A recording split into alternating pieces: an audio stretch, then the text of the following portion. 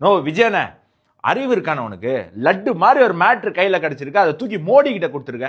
கர்நாடகால மேகதாதானியை கட்டியிருக்காங்க, அதை தடுத்து நிறுத்த சொல்லி மோடிக்கு லெட்டர் எழுதுனா, அதனால அதை தடுத்து நிறுத்தினா கிரெடிட்ல அவருக்கு போயிடுனே. கர்நாடகால பிஜேபி ஆட்சி பண்ணும்போது தமிழ்நாட்டுக்கும் கர்நாடகாவுக்கும் காவேரி பிரச்சனை வந்ததே இல்லைண்ணே. உனக்கு வரலாறு படின, வரலாறு படிச்சுட்டு அரசியல் பண்ணுன நீ அந்த லெட்டர் தயவு செய்து எப்படியாவது திருப்பி வாங்கிடு. வண்டி அனுப்பு, நீ நிறைய வண்டி வச்சிருக்கல, எல்லா வண்டியும் அனுப்பிட்டு அது எப்படியாவது மோடி கைக்கு போறதுக்கு முன்னாடி புடிங்கின்னு வந்துட்டு நீ என்ன பண்றனா, போன் எடுத்துட்டு ராகுல் காந்திக்கு போன் போடுன. ராகுல் காந்தி நம்பர் இருக்குல்ல, உன் பதவி பிரமாணத்துக்கு அந்த அன்னைக்கெல்லாம் வந்தாருல்ல, அவர் உன் கூட தான் நின்றாரு, அவரு போன் அடிச்சுட்டு, இது பார் கர்நாடகால தமிழர்களுக்கு எதிராக ஏதாவது அணை கட்டினீங்க, இங்க நாங்க 2 அமைச்சர் கொடுத்துருக்கோம் காங்கிரஸுக்கு. காங்கிரஸ் கட்சி ரொம்ப வருஷம் கழிச்சு தமிழ்நாட்டில் அதிகாரத்துக்கு வந்திருக்கு. தாவேகாவுனுடைய தயவுல, திமுக தயவு இருக்கு அது நீ சொல்லாத, ஆனா தாவேகாவுனோட தயவுல நீங்க அமைச்சரா இருக்கீங்க.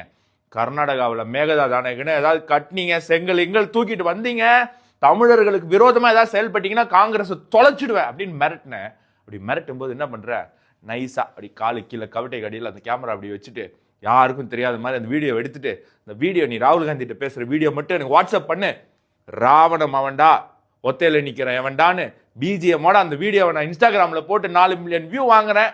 இன்ஃப்ளூயன்ஸ் எல்லாம் ரெடியா இருக்காங்கண்ணே. 4-5 நாளா இந்த கொலை கற்பழிப்பு இது எதுக்குமே முட்டு கொடுக்க முடியாம ரொம்ப அமைதியா இருக்காங்க. அவங்களுக்கு எல்லாம் கண்டென்ட் வேணும், இந்த வீடியோ மட்டும் அனுப்பு, நான் பிஜிஎம் போட்டு பரப்புறானா இல்லையான்னு மட்டும் பாரு. மோடியை தேவையில்லாம இதுக்குள்ள இழுத்து விட்டு அந்த ஆளு பெரிய ஆள் ஆகிடாத.